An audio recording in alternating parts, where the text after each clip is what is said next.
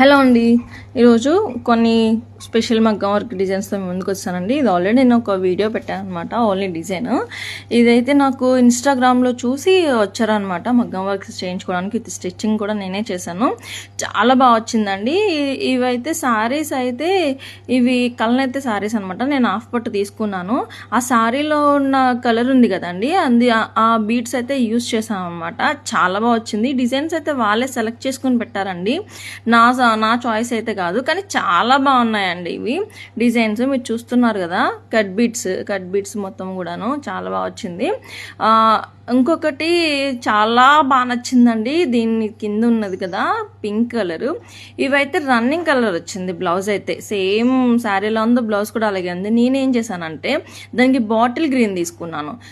ఈ డిజైన్ కూడా వాళ్ళే పెట్టారండి, కానీ అసలు డిజైన్ సెలెక్షన్ చాలా బాగుంది.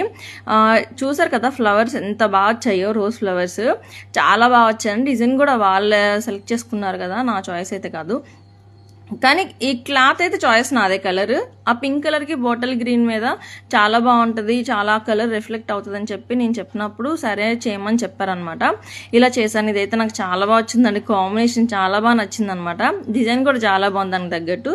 ఇది కూడా అంతేనండి, సేమ్ రన్నింగే ఇచ్చారు. సో రన్నింగ్ ఇచ్చారు, దాంట్లో ఆప్షన్ ఇంకా మార్చొద్దు అన్నారు. సో అది సేమ్ కలర్ హాఫ్ పట్టు తీసుకుని నేనేం చేశానంటే డిజైన్స్లో 3 కలర్స్ యూజ్ చేశాను అనమాట. అంటే సిల్వర్ కలర్ ఒకటి కనిపించడానికి, మెరూన్ కలర్ కూడా యాడ్ చేశాను అనమాట.